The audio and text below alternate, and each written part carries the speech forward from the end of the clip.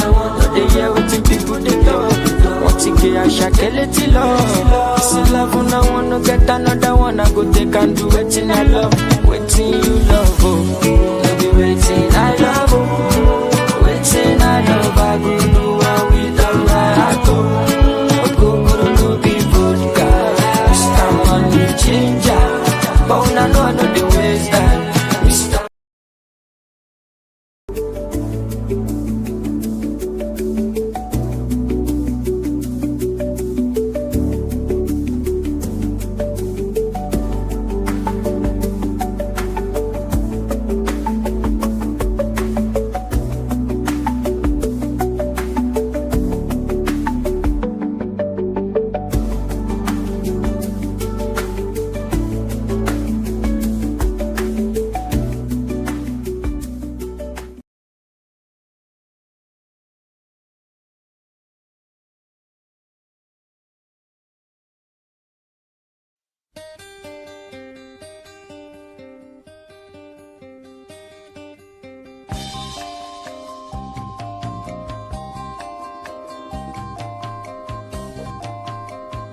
You've been gone, it's an empty home.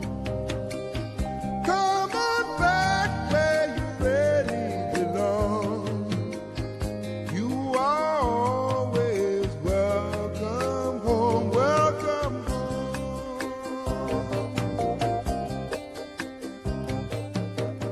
You've been kept down for much too long. Stand up, please, and say I am free. Don't forget you are welcome home, welcome home. Come with me on this happy trip back to the promised land. On this happy trip back to the promised land. Hello, good evening, and welcome to another edition of Conversation Beyond Borders on HYT African TV. I'm your host, Kiki, and also a happy birthday to Ghana. Ghana is 69 years old, and in next year, Ghana is entering his retirement age. And so today we reflect on the nation's progress, the role of youth in politics, and also opportunities for development. Ladies and gentlemen, I'm so thrilled to announce my amazing panelists for today's show. But before we do that, could you kindly subscribe so that anytime we come, you get a notification that we are live on Conversation Beyond Borders. Also share the page, invite a friend to join in this beautiful dialogue. And so like I said earlier, before I announce my amazing panelists for today, let's go for a quick commercial break and we will be right back. Stay with me. Ebusia, sa woman ni sika ifi America memu akofidie enka ni se ja otipa ye kra. If you say Pay Angel ediasem panaba. Pay Angel se money sika fi America eko Ghana, Nigeria anase Kenya wasemantem. Ye money je ni kaso nkokwa ne se obreju me bia enka ho ena won san chia sika biara eka dia woman ne pe ho. Ani zero stress and no hidden charges. Yes, sign our rater and dance ankasa. Into what trend download the Pay Angel app nene or Google Play Store and also Apple Store. Then yes, come on your Pay Angel, global payments, local simplicity. Thank you for staying with me and welcome back to Conversation Beyond Borders. So joining me today are Mr. Gideon Hammond. He's the Greater Accra Deputy Youth Organizer of the National Democratic Congress and also the Deputy Director of Sports, Ghana Sports Authority, and Mr. Ransford Echiampon, CEO of Ransa Properties and Construction, and also a team member of Kennedy Ejapon. Hello, gentlemen, and welcome to Conversation Beyond Borders. Hi. And hello to all your viewers as well. Yeah. Happy Independence Day to everyone. right. Mr. Gideon, are you with us? Yes, I'm with you. Okay, thank you for I'm very much with joining you. in. All right, thank you so much, but we can't see your face. Yes, I'm doing a setup, so when I'm done, I'll connect. Okay, I'll that's turn fine. my camera on soon. All right, that's okay. So let me start with Mr. Ransford. How is the independence? How would you assess this year's independence celebration in Ghana? I think overall, I would say that it's been one in a million. It's been one we've had in a very long time. I mean, looking at the energy that came with this celebration, I mean, I was quite surprised. I was quite surprised. Everybody seemed to be happy and all. So generally, I feel this year's celebration has been very, very nice. Yes, it's been very calm. You know, everybody seems to be having a good time. And yeah, I think that generally I would, if I'm to rate it over a 10, I would say that I'll give it a 9.5. This Why is year's that? celebration. Good. Well, I feel there's stability. I feel people are beginning to feel very free and calm in the system, unlike before. It's not like there's so much money in the system, but I believe the atmosphere allows people to do whatever they want in a very very good way. So yes, this year's celebration has been one that I would say has been good. It's giving people some monies in their pockets as well because people actually turn it around into a business, you know, opportunity.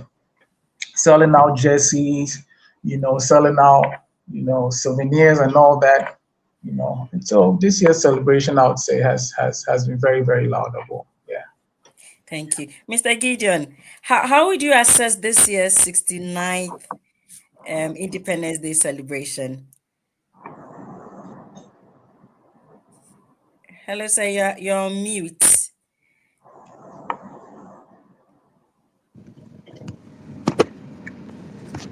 I'm okay now, right? Yes, you are. All right. So let me say thank you very much for hosting me this evening, and then good evening to Mr. Champon on the other side also. In Ghana here, we are celebrating the 69th Independence Day.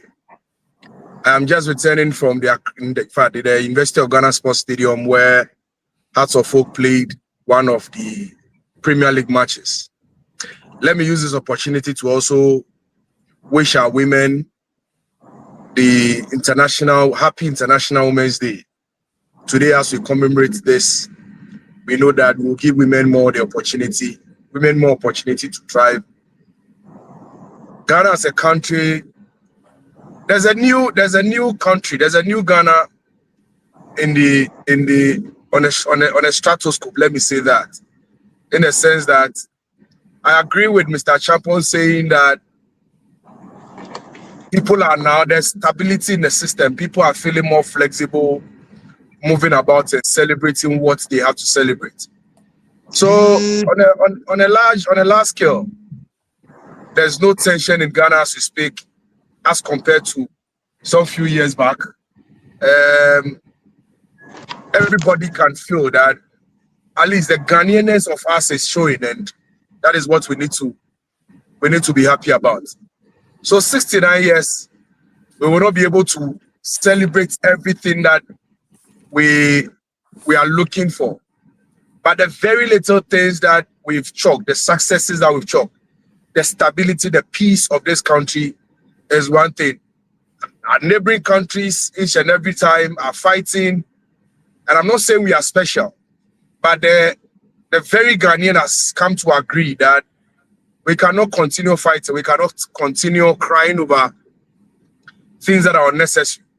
But the little things that we can celebrate, those are the things that we are celebrating. So I am confident that Ghana at 70, Ghana at 80, Ghana at 100, the milestones ahead of us will be more celebrated than even what we are seeing now. Thank you.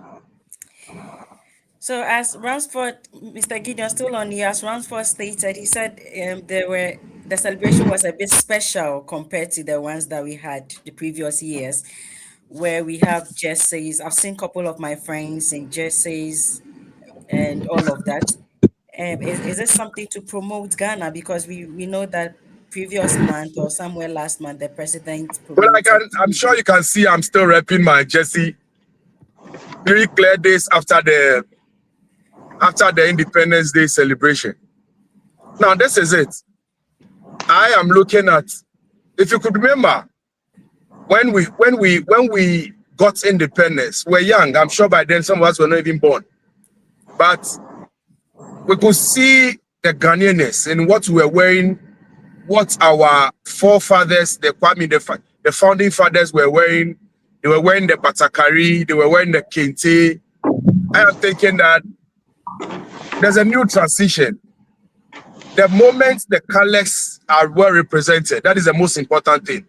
I am not even looking at the jersey aspect of it, but people standing and getting to know the meaning of the colors that our flag bears.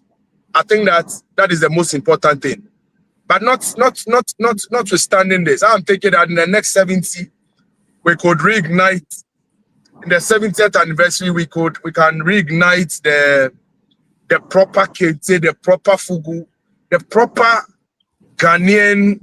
So we can establish our Ghanaianness. What makes us Ghanaians should be projected and promoted at all times. And I think that although I am wearing mine, I do not agree that the jersey is what represents our Ghanaianness. It is the colors, and I'm looking forward to the 70th where we say we are not doing jersey anymore, but we are doing either kente, a piece of GTP, so that the Ghanaian industries will be booming.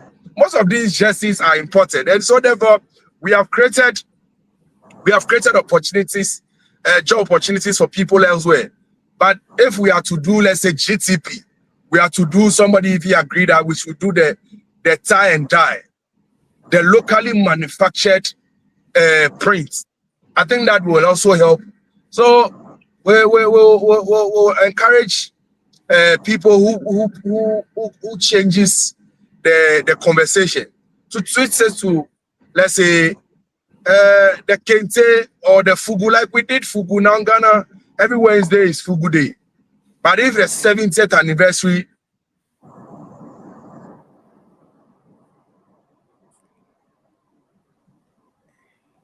Hello, Mr. Hammond. All right, I think the whole week will be marked for. Hello, Mr. Hammond. Can you hear us? Are you with us? The line dropped. I can hear you now. Okay. Thank you so much. Let me move on to Mr. Ransford. So as Ghana celebrates 69 years of independence, many citizens are asking a difficult question. Are we truly living the promise of the freedom envisioned by Dr. Kwame Nkrumah, or is there still a long road ahead? From your perspective, where does Ghana stand today? Well, yes. I mean, I feel like we are living the freedom. I mean, notwithstanding the fact that for 69 years after Kwame Nkrumah gained independence, as a country, we have been able to maintain the peace and stability that we have as a country.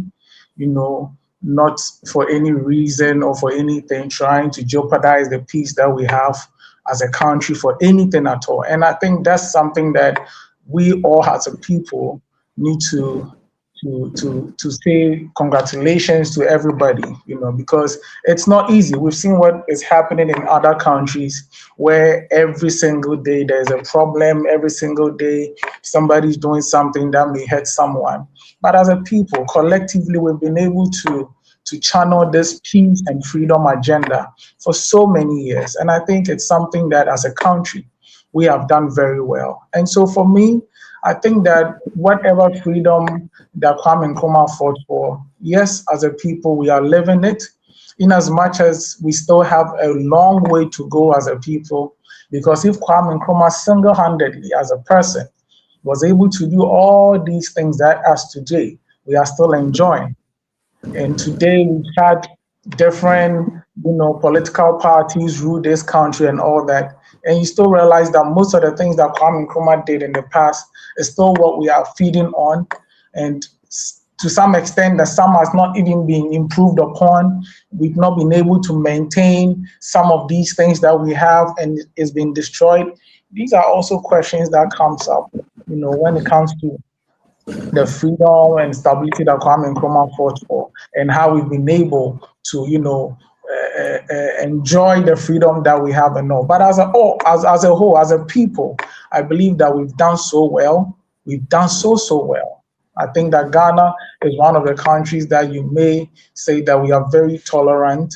We are able to solve our problems indoors without letting it escalate to a certain level, in as much as we don't have the very best of security in the world. But I believe that collectively as a people, looking at the kind of relationship we share between the securities and the citizens itself, we've been able to protect our borders to ensure that the peace and stability and whatever that Kwame Nkrumah left behind is being protected and protected very well. I still feel there is more room for improvement, but I believe that progressively we can do it with time. Yeah. Thank you very much. Mr. Hamad, can I come to you on this? Very well. Ghana at 69. Are we living the dream of Kwame Nkrumah? Definitely, we may not be living the dream, but definitely also we may not fully depart from it. I was trying to check who are even in their hundreds or in their 200s, what they achieved at 50, 60, and it will surprise you to know that we are not far away from the dream. One will ask, what is Kwame Nkrumah's vision? What was his vision for the country? Let me say this, that when you are laying a foundation, you need a strong foundation. That is what Kwame Nkrumah tried to do for us. He tried to lay a strong foundation that others will come to build on. If the worst we could have done is not to build on the foundation he laid, but you'd ask yourself that successive governments, are they trying to build on the foundation? And I'll say yes. Although we've not been able to fully achieve what Kwame Nkrumah expected to do, but that notwithstanding, I keep saying this, that where our journey, our forward march will not come easy. It would come with a lot of challenges. Bad leadership will come in, but at each and every time, somebody must come in to clean the mess. Ghana as a country, what we have lacked to do is to plan, to have a national development plan. If we were to be having this, in books, all of these things are in books, but in reality, it is not as it is in the books. I am thinking that the freedom Kwame Nkrumah fought for us, every independence definitely comes with freedom. It is up to you to utilize that freedom to the larger benefit of the society. So what Kwame Nkrumah did for us, successive governments, whether NPP, and I don't want to sound political, whether NPP, NDC, CPP, must have that blueprint to build on whatever Kwame Nkrumah wanted to build. We are benefiting from the Kosomo dams, the Temamoto Way. Recently, the Temamoto Way is seeing expansion because as at the time that Kwame Nkrumah fought or won independence for us, we were just about 5 million people. Today, as we speak, 69 years, we have more than 30 million people, which means that if the Akosomo Dam could serve just 5 million people as at that time, today we need to increase, and that is where the We-Power Dam. So you realize that successive governments, and I'm sure in the next 30 years, all of these things that we are mentioning that Kwame Nkrumah did for us will not be able to serve the larger Ghanaian populace. So what governments will do is that Kwame Nkrumah built Akosombo Dam. We cannot let it rot. Let's build another one to serve as the country grows. The Akosombo Dam is there. The Temamoto Way is there. Today, as I said, we are expanding that one so that we can make it can be more trouble for Ghanaians to use. There are other industries that he built. We cannot let these industries rot. We need to build and add more to it so that the blueprint areas where we needed to touch that Ghanaians will benefit, we touch on those areas. So I don't think we have fully deviated from the dream. We have not deviated from the vision. We are on course. It will take time. It will not. There's a song that our journey will not be smooth. It will be tough. There'll be mud on the way. It will be muddy, but we will surely get to our destination. Thank you. Still on you. So if Dr. Kwame Nkrumah were to look at the country today, 69 years after independence, what do you think he will be proud of? And what do you think he will challenge us to do better? Well, you see, in other countries, Kwame Nkrumah will be happy that the peace he wanted the Ghanaian people to enjoy, we've maintained it. At all times, if you listen to his speech, Kwame Nkrumah made a speech on 15th February 1956. He made a speech, and I'm not quoting verbatim, but he made a speech and said that if we are to get independence, and our independence does not bring us peace, and our peace is not protected, then the independence we are seeking for, it is just words that we are churning out. So he had a vision, he had a plan, he had a dream of we living peacefully. And I'm sure when he's around today, he can look back and say, because of the peace that we are enjoying, we've not destroyed the Akosombo Dam. Because if there to be war, if there is war in this country, people will target the airports, people will target the social centers, people will target things that he built, legacies that he built. So as far as we've not been able to destroy some of these things, and in all that we keep saying, peace is paramount. Ghanaians are not all Ghanaians are having 3 square meals a day. But the moment the fact that they're able to sleep and wake up and go on their duties and go about their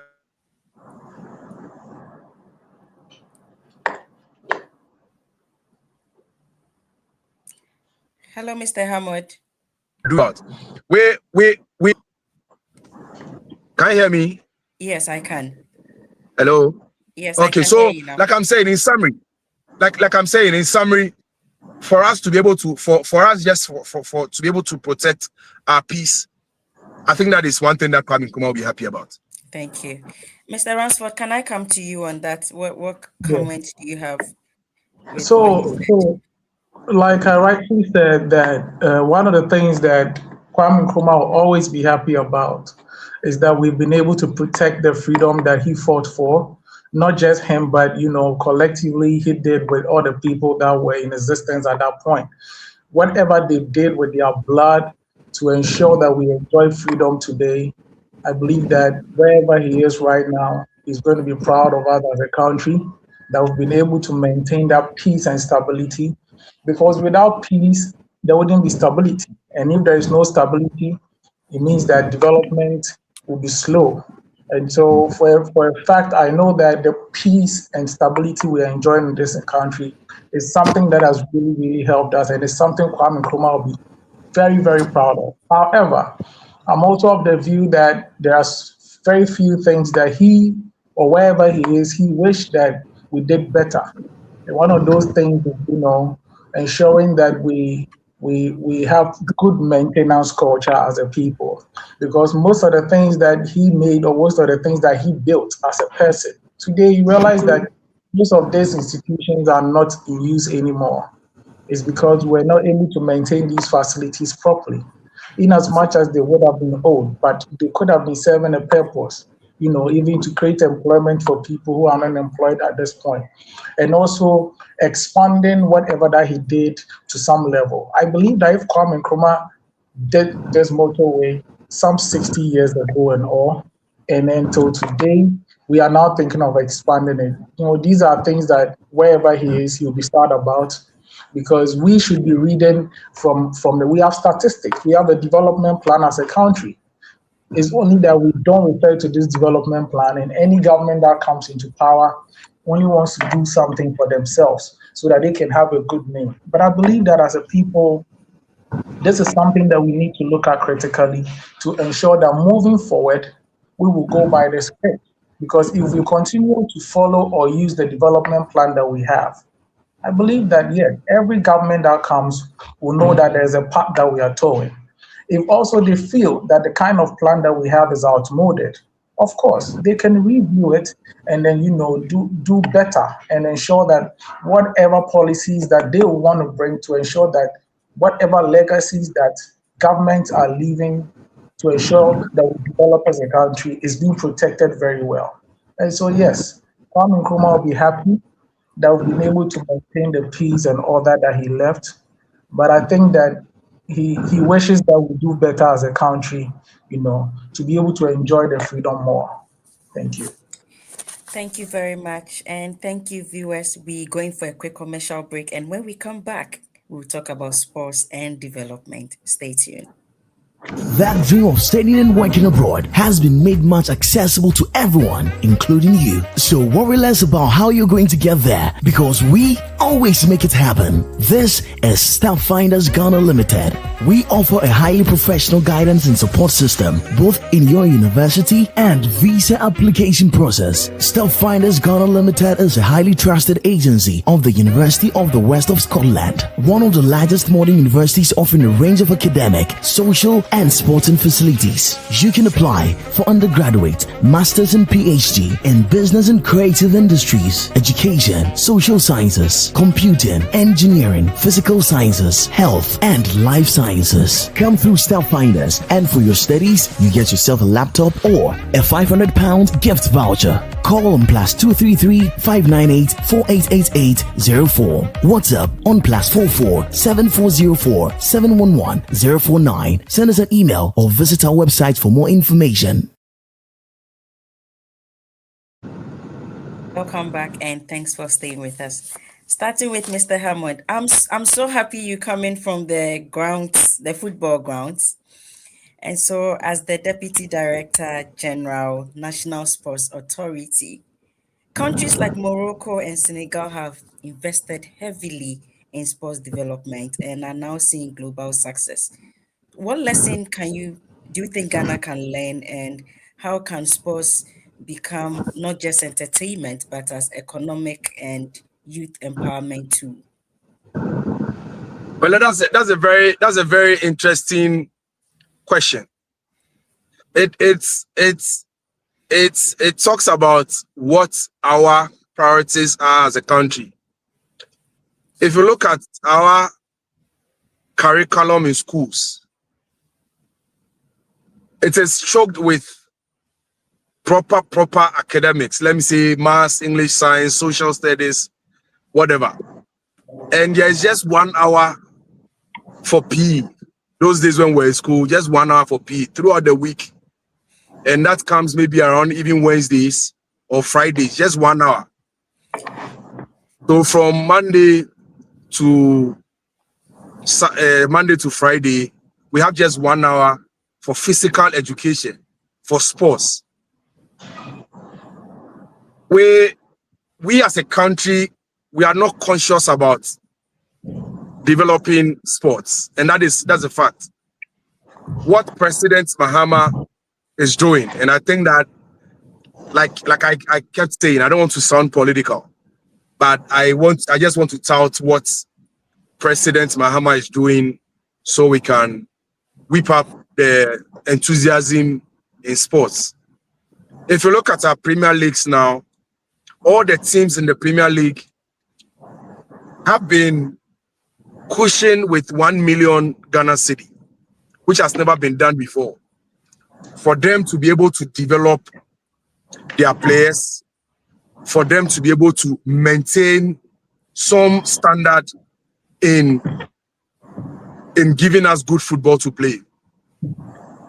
There are other sports in this country. In this country, about 54 or 55 sports that we participate in. And notable among them is the football, the athletics, and then the boxing. But there are about 54 of these. Morocco, Senegal, they have come to realize that like we can export cocoa, like we can export gold, like we can export our raw materials, the crude oil. They also believe that their talents in sports can be exported, and therefore let's put monies into it. That's why I said early on that it depends on the priorities of the country. Every country and where they are looking at. At age 69, we have not been able to attend to the little socio-economic stuff that we need as a country. Our education is not there as it's supposed to be. So we want to tackle health, we want to tackle finances, we want to tackle them bit by bit. Leaving sports to be last on, if not last, then probably last but one on the table. I am thinking that if we can make sports a part of our curriculum in school, in our homes.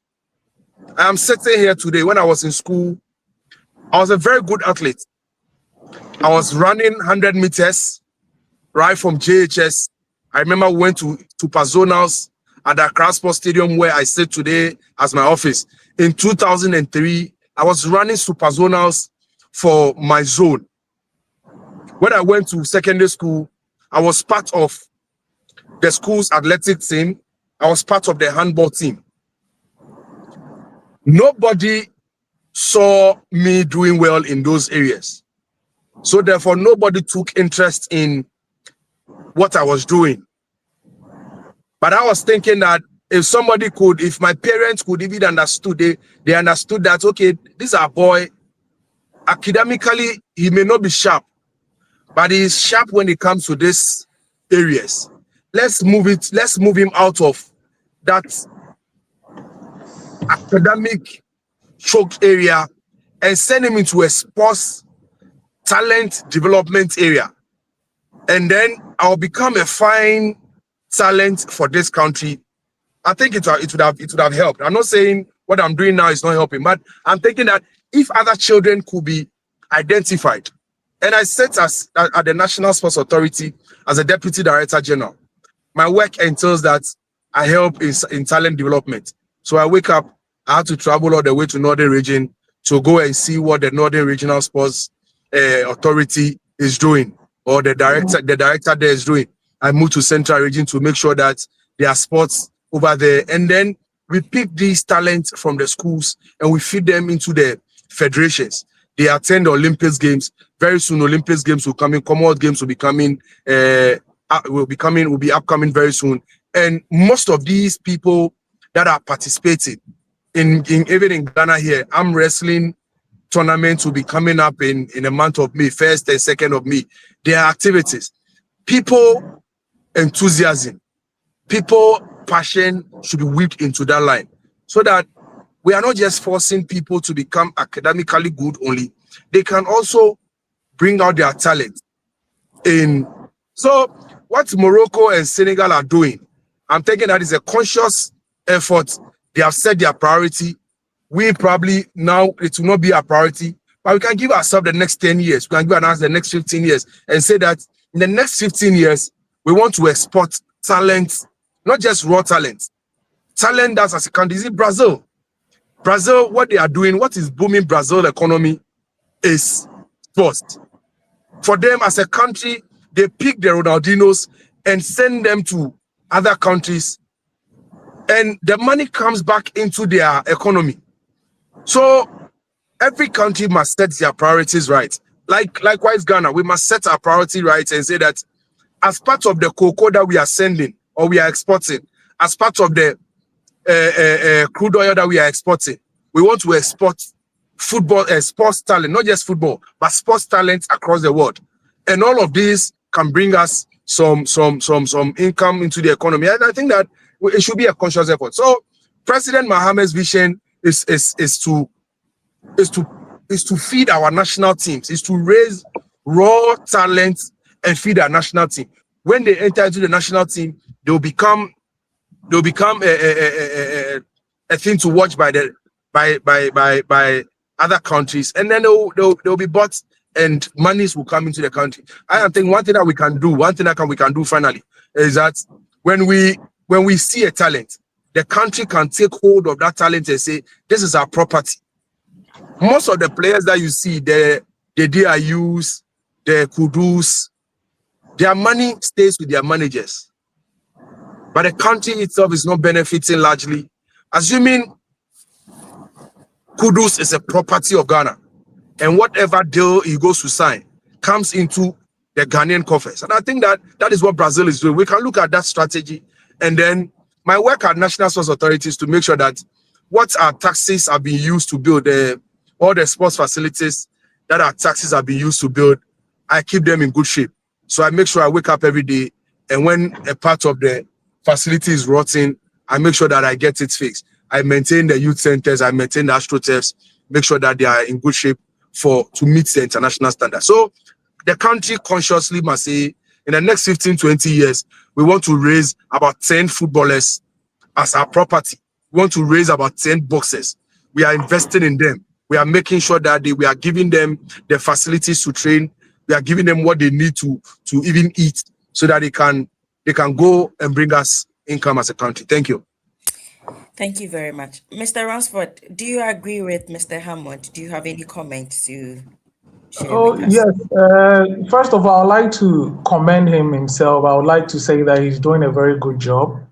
I think he and his boss, I believe that for the very first time in this country, myself, I'm beginning to feel like we have an authority that oversees the activities of our sporting industry. I think that they are doing a very good job, trust me.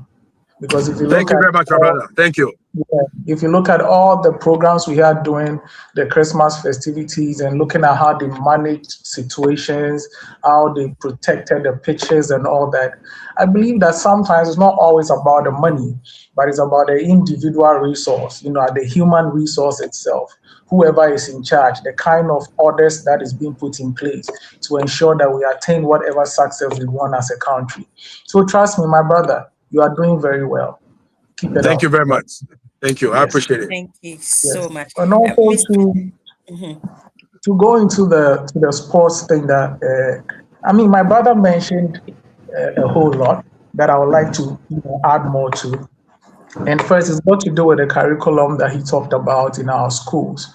I believe that Ghana, especially, in as much as there are other disciplines that we are engaged in terms of sports, the major concentration is on football, which we call soccer elsewhere. Yes, and I believe that is where most of the funding and most of the resources are being channeled into. But as a nation, we need to understand that there are people coming from all walks of life and diverse places, and also people come out with different talents that need to be developed at all costs.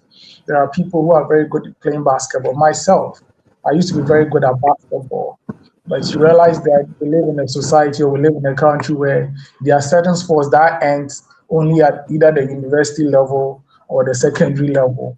Once you get there, you know that it's over for you, and you just need to channel the energy into doing something else. And these are things that we need to look at as a country.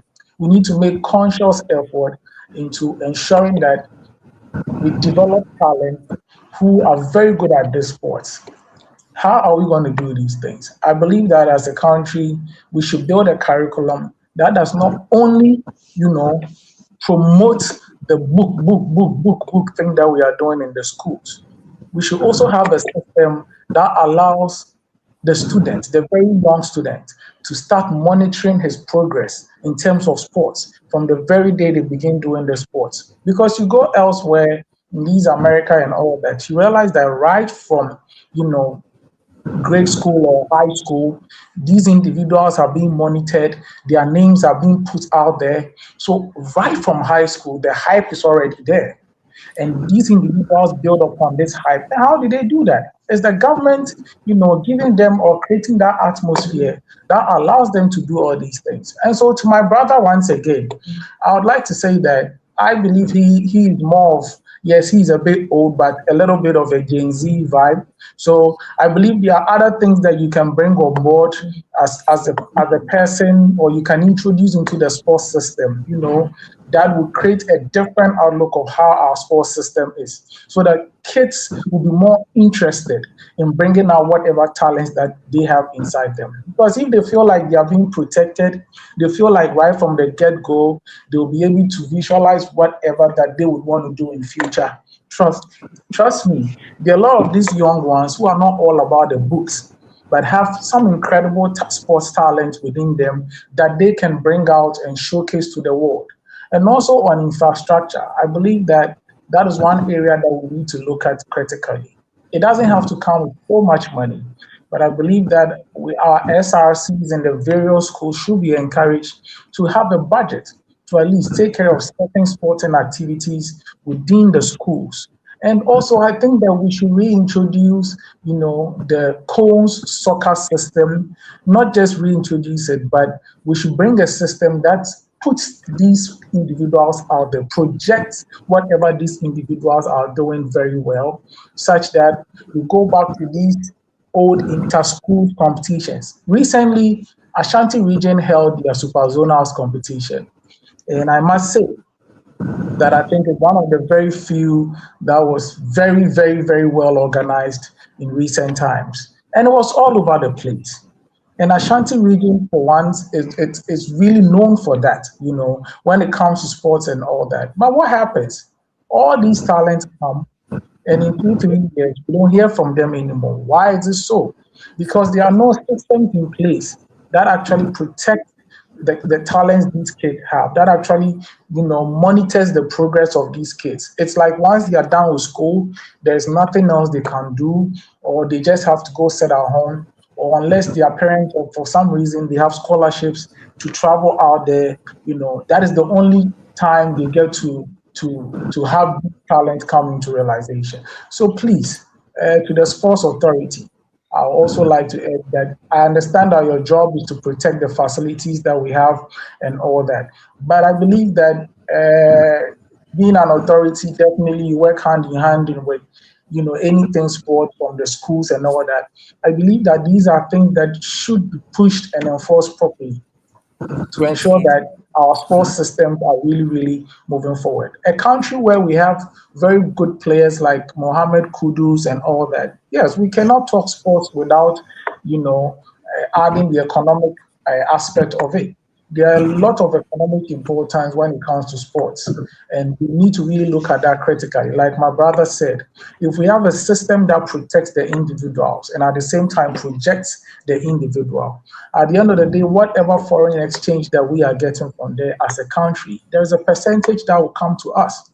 These monies will help develop our sports very well.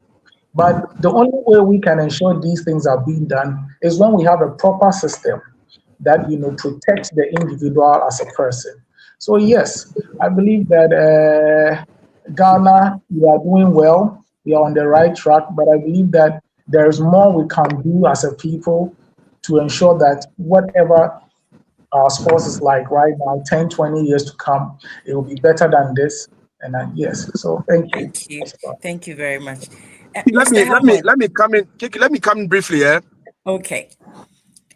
What one of the things that President Mahama is doing or has done is to set up the sports development fund. So the sports fund, let me say sports fund.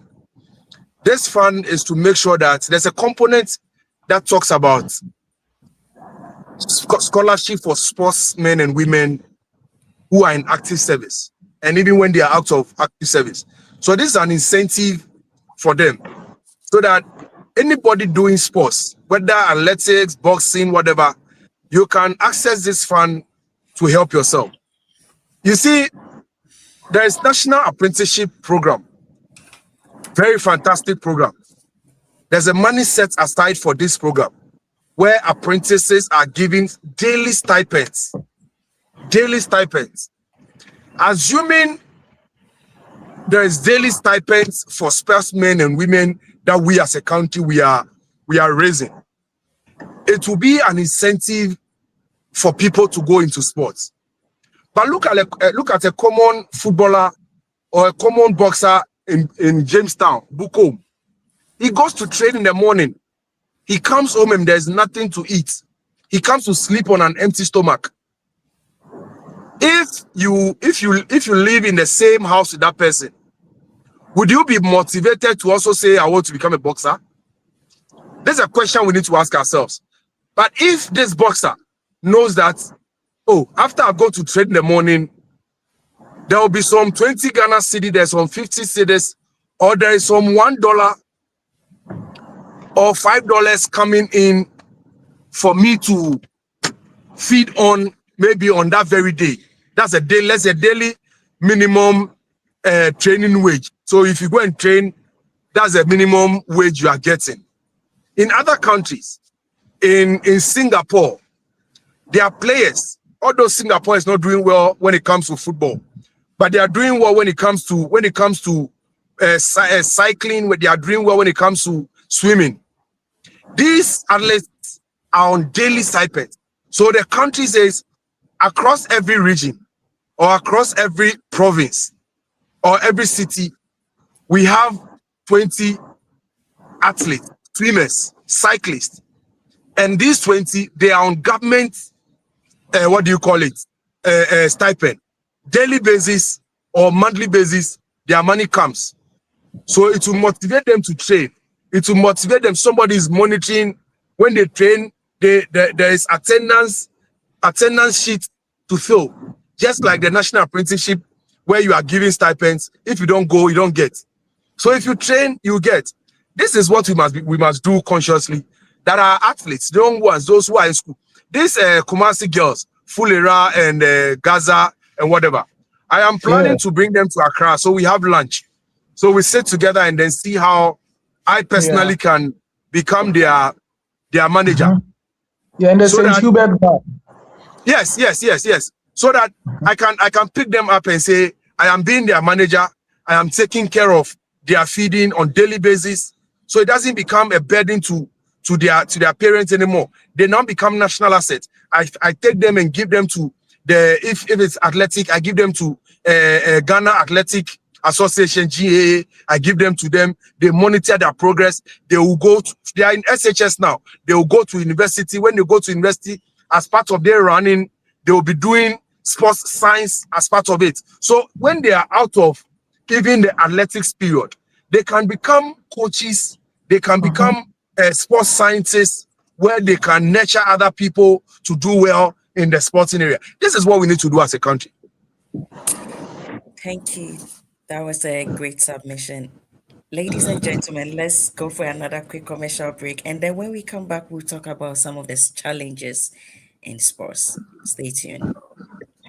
Afi bia mu no nipa mpempem a ewo akwantom ema ne sika ba fie bia niema bi te se adansi ayaresa hoka adesua hoka efie sikatua aware hoka ena eyie ene de keka ho nanso oha kese ewo we mu ni kwan ben so na wo fa hu se botaye nti a wo ma ne sika no ye de ye sa wo ma ne sika afa obi so de di sa adwuma we num ne taaya yem hihie pa etoda eche na ahotoso bia eni so we enti na Pay Angel eden hihie so nko aba sika manem a yeto ne din direct to merchant remittance yetwa ne tia D2MR we ya kwampa a obetimi afa so ama ne sika edi ama ndwumako a woni won di dwuma wo abra emfa odasani ana intemgine ni biara nsem na wakodi usika obetimi afa D2MR so ama ne sika ama wadofo san hihye yesu boa ndwumako nketua na pa wo D2MR so no usiketua yemprempren yenje wo hwe yama wo abotayem se usika ekobia ewose eko na ekodi dwuma a ewose edi Pay Angel D2MR aba masikamania ayememremre esanse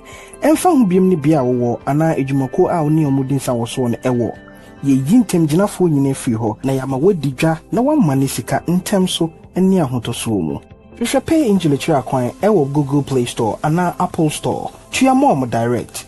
Meka sɛ Pay Angel a na wagye so sɛ global payments, local simplicity.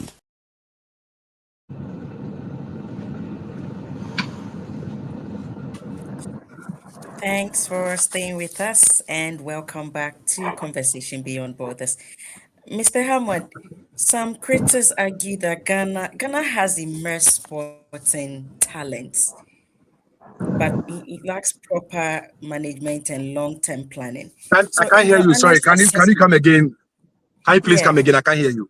Yes, Ghana has immersed talents when it comes to sporting activity, athletics, and all of that, but lacks proper management and long-term planning.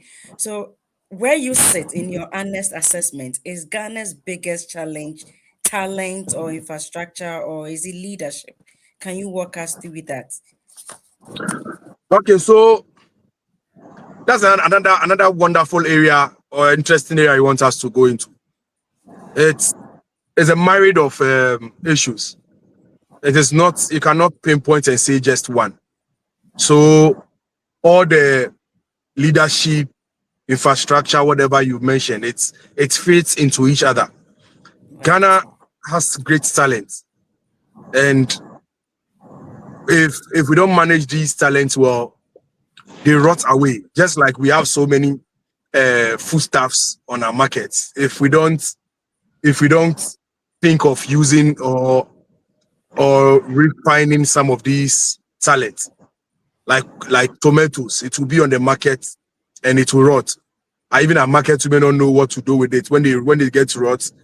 If some local woman don't come to buy it to go and make by force stew with it, then they will throw it away. That's our talents that we have. Our talents, there are so many sports, great men and women, if we manage them well. Now, the athletes themselves, managing athletes or managing sports personalities is very expensive. Very, very, very expensive. If you are managing a talent that is not disciplined, you'll be throwing your money away. I have come to terms. I have players, I have footballers that I manage. I have boxers that I manage. And attending to them is difficult because you must make sure they sleep on time. You must make sure they will wake up to go and train. So if you don't monitor all of these things, you just be throwing money down the drain. So talent management in Ghana is a big thing. If you really want to manage talent, then you must be prepared, because there are so many talents there. There are so many talents, and these talents, like I mentioned, requires discipline.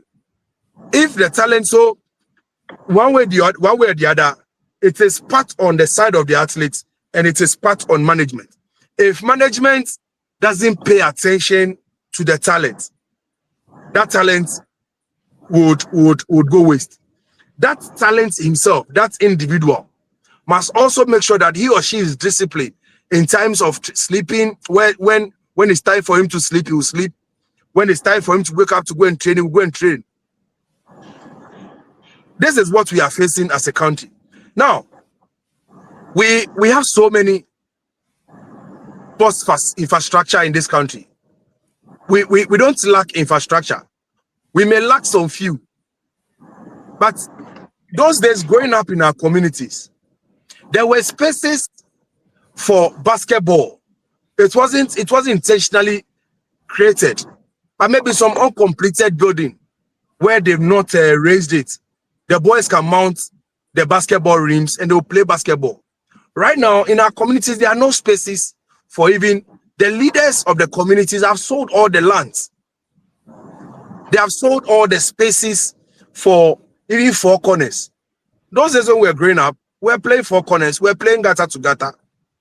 But today, the places for four corners is no more there. So leadership is not taking conscious, is not making conscious efforts in managing the talents, the raw talents that we have already. In Ghana, we are good in one thing. We are good in wasting away talent. We are good in wasting our raw material, even raw materials. So it is a marriage. It feeds on each other. It is not one-sided thing that to say to blame any. Whilst we are advising, obviously, utu momonifu ana utu ananyeza anemukanu. I can find me and Cranny. Obviously, utu ejamuafunu na utu momonisufu. Whilst you are advising leadership, whilst you are advising or encouraging leadership to manage the talents that we have, we need to advise the talents themselves, the individuals, and make sure that they also remain disciplined in their chosen fields of engagement, so that they will be disciplined in that area, that when somebody picks them later, the person doesn't regret. A lot of people I've seen in the football area specifically, I've seen a lot of people who they've regretted deciding to manage a player, because the player goes and because the player goes and nothing comes out of it. So people are not even getting the energy anymore to manage talents in this country anymore. Thank you so much. Mr. Ramsford, if Ghana were to be 80 years today or next year, what is one transformation you hope Ghana will achieve by then? It could be politically, economically, or even through sports. Okay, well, I mean, looking at, what is going on currently worldwide, especially within the Middle East region and, America and all that, I believe that one of the things that I will be proud of as a citizen is that we are able to maintain our peace and stability that we are enjoying as a country.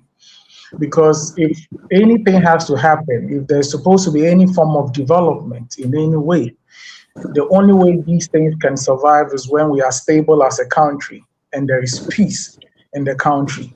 So one of the things that I'll be very proud of as a person is when we are able to maintain that peace and stability that we are enjoying now. Okay, second, I'll also be very proud when I realize that at least we have been able to reduce our unemployment rate in this country, because the bedrock of every nation is the youth. And if there's high youth unemployment, trust me, we are going to be facing a lot of challenges ranging from high crime rates and all that. Because if these people are unemployed, obviously they still have to feed their families and all. And so they'll be resorted to, getting involved with crime or anything that brings them income. So one of the things that I would want us to really tackle as a country is to ensure that we create enough jobs for the youth and for the people as a whole, so that we are able to reduce our unemployment rate that we have in this country. Also, I would also want us to touch so much on our energy space, to ensure that at least we have stable electricity in this country. Kwame Nkrumah built this dam some 60 years ago or whatever, and up to now, we are still enjoying it. Is it that our leaders don't realize that we are increasing in population, and so they would have to find other alternatives to serve the population as a whole, or they are just sleeping on the matter? These are very, very critical things that we should be looking at, because 20 years from now, any country that will still be struggling with electricity and all that, for me, isn't a country with vision. Looking at where we are moving as a people, moving into this AI space where everything is being done digitally, you cannot afford to have unstable electricity or unstable power in your country. These are some of the things that will throw us back as a people. So these are things that we should be looking at. I feel that when we are able to tackle unemployment properly, we are able to tackle and maintain the peace and stability that we are enjoying as a people. I believe that, yes, there isn't anything that we cannot do. Because if you travel out there, the reason why most of these countries are developing is because there is stability. There are jobs for the people. And when there are jobs, automatically you are going to broaden your tax net, because when people are employed, they tend to pay taxes. And when these people are employed, it means that There are other people who tend to benefit from them, because if someone is working and he has money in his pocket, obviously he'll be out there trying to pay for a service. And all these people rendering these services are also making some money. So you realize that it's going to create a very stable system for us as a people. So for me, I think that we should be paramount about our peace. And also, one of the things that we should be looking at very well as a people is our security. Looking at the way, we are preaching a borderless system and trying to allow free movement within the African region. Yes, I believe is a step in the right direction, especially when we are preaching African unity and all that. But in as much as we want that to happen, we should also understand there are people who want to take advantage of the situation and turn it into something else. We've seen in our neighboring countries where there are terror attacks, there are a whole lot of kidnapping going on. And so we should also try as much as possible to allow free flow of movement, but also protect our borders very well, such that we wouldn't have these bad ones. Mr. Ransford. Yes, we wouldn't have these bad ones come in and destroy whatever that we have. Thank you. Thank you very much. Mr. Hammond, what is one transformation you hope Ghana will achieve when she's 80 years old as a sports? Just one. You want me to talk in terms of sports? Yes, because that's your area. Yes. Or maybe you can just generalize it. If one canker that is eating this country, and we are losing the fight. Successive governments have lost the fight.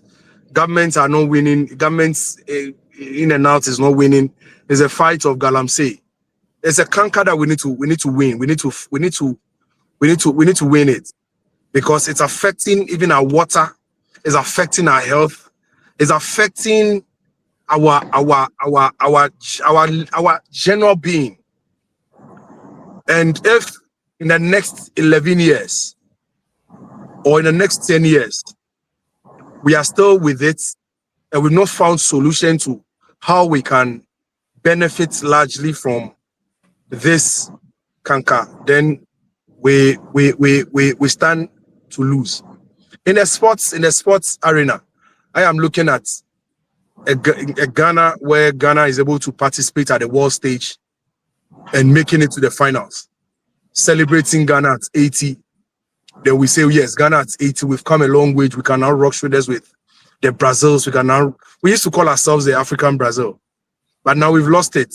We are no more even we are no more the Brazil of Africa. We are even we are not. I don't even know how to describe it. But are you sure? I don't know how to call it. But in the next by 80th independence celebration, we can hit our chest and say, in the sports arena, we've gained our glory. When Ghana's name is mentioned, it will send shivers down the spine of other countries that will want to face us in any competition. That is what I'm looking at. Well, I would like to add to what Gideon said briefly. With what he said with regards to, us being African Brazil and going out there to participate in the world stage and making an impact. Please, I beg you, I know you are in the position to push this agenda. Please maintain the players that qualified us to the World Cup. We are begging you. We are begging you. Very well. We do not want to interfere in the work of the coach. So exactly. The coach definitely has the right to choose whoever he thinks will choose. But we will give priority to people who suffered with us in the qualifiers. Yes, because I believe that the team we have is a world-class one, and so we should be able to. Yes, and unfortunately, we are losing some of them to injuries as of now. So it will be even difficult to maintain the squad that we use to play the qualifiers. I'm hoping that by the time the World Cup will be staged in June, they will be fully fit to return to the team, and then they'll get a call up. Right. Thank you very much, gentlemen. Thank you so much. Dear viewers, let's go for a quick commercial break and we'll wrap up by touching on the fate of the NPP and also the election in Ayawaso East. Stay tuned. After a long day at work, there's one thing still on your mind. I need to send money home, and fast. With just one tap on the PayAngel app, you unlock your true power. Zero fees, lightning fast transfers, maximum impact. You soar across cities and oceans, faster, safer, stronger, powered by PayAngel, where every transfer is a mission of love. Back home, your family feels it instantly. Joy, hope, and pride.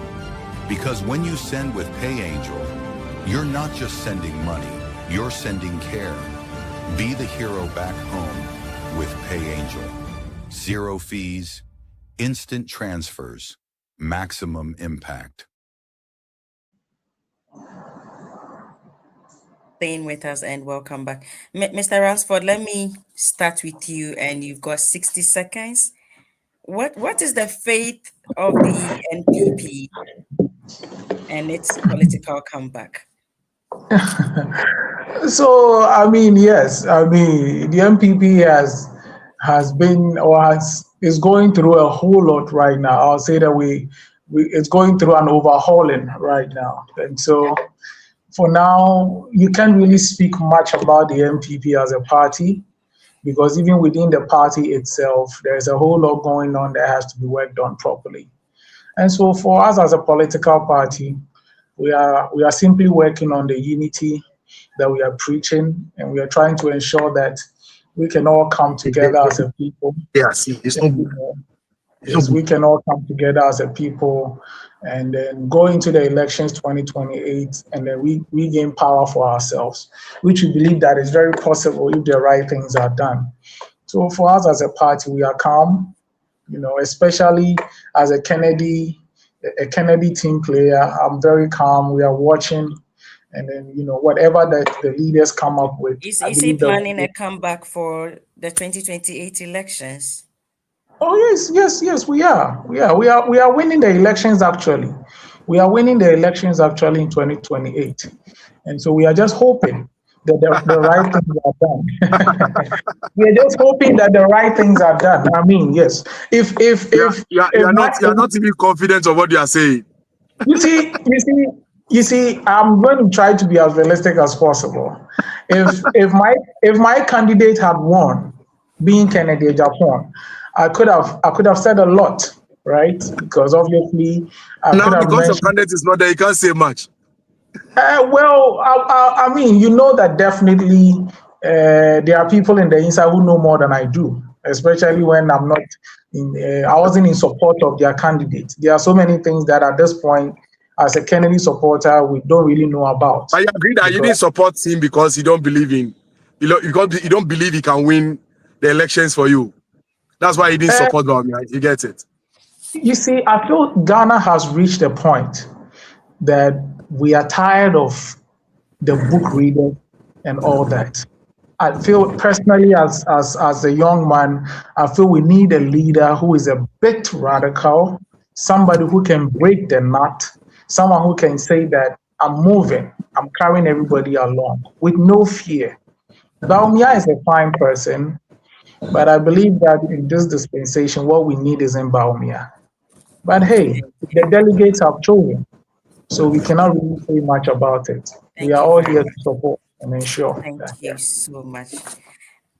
Mr. Hamad, 4 days ago, you were at the Ayawaso East by-election. Yes.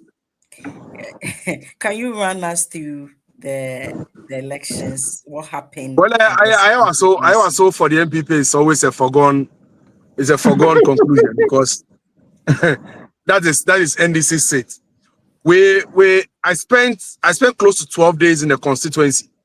I told people that I was doing covert operations.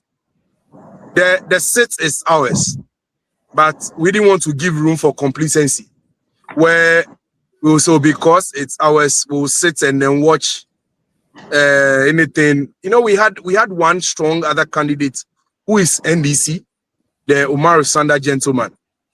So we were very cautious dealing with him. We knew he could pull some votes away, but we also did make sure that in his own electoral area, he's an assemblyman. He's been an assemblyman over there for over 20 years. So he's well known at that place. So our fear wasn't even the MPP candidate. Our fear was the Sanda guy coming in. But the survey we did and the kind of work we did, realized that he was only strong in his electoral area. His electoral area, the voter population there is not even up to 5,000. So even if he should get all the 5,000, then it will cause a little worry to us. But after a series of campaigning in and out, underground campaign stuff, we realized that we can beat him in his own backyard. And trust me, we beat him in his own backyard. In fact, we did it mercilessly for him, where we didn't have any mercy on him at all. So we won all there are 11 electoral areas in Ayawaso East. We won all the electoral areas with a margin of over 10,000 votes.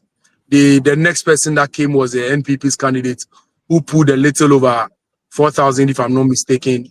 And then the Umaru Sanda guy who came and then have managed just about 1,000 votes. We know this thing about by-elections. By-elections, generally, the turnout is always low. So we knew people wouldn't have the energy to come out they may want to go and focus on their work. But I hear the MPP saying that it was because the people didn't come to vote. It's a what do you call it? They use a term, I've forgotten, but they are saying it's a verdict on our bad governance. The NDC for the past 1 year, the kind of work we have put in, if we are to hold the general elections today, that's 2028 general elections today, we will beat NPP to it again. And I'm sure any candidate at all that we put in any constituency, currently the NPP, they are begging for numbers in parliament to even brief. They are begging for numbers to brief in parliament because the numbers, the NDC parliamentarians they are choking them in the room. Oh, they can't brief, they can't get briefing space. They are now gasping for fresh air. So we tend to reduce their numbers again in 2028. We've targeted some constituencies already. Oh yes, we've targeted some constituencies in Greater Accra. The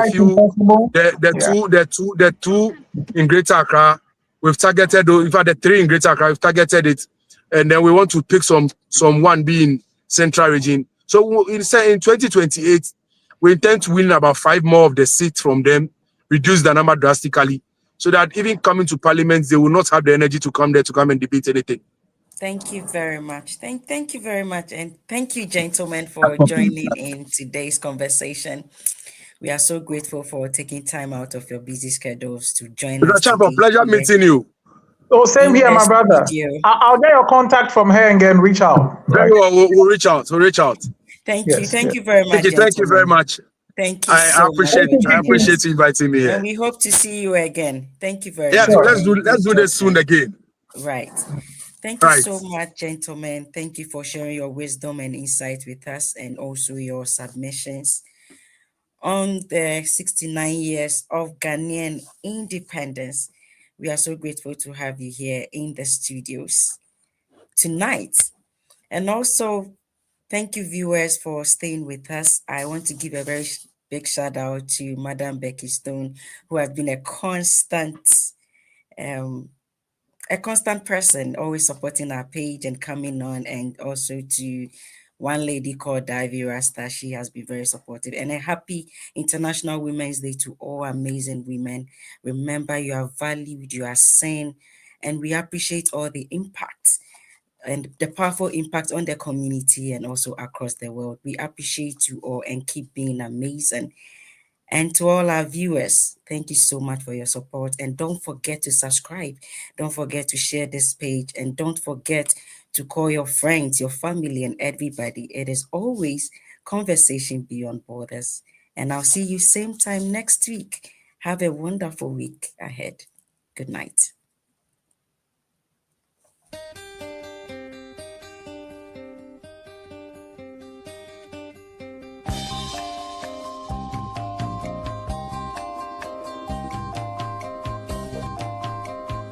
You've been gone, it's an empty home.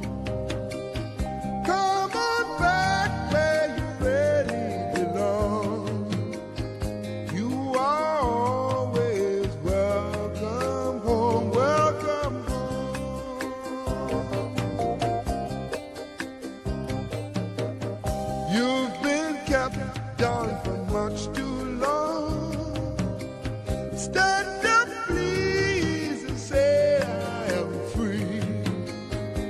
Don't forget you are welcome home, welcome home. Come with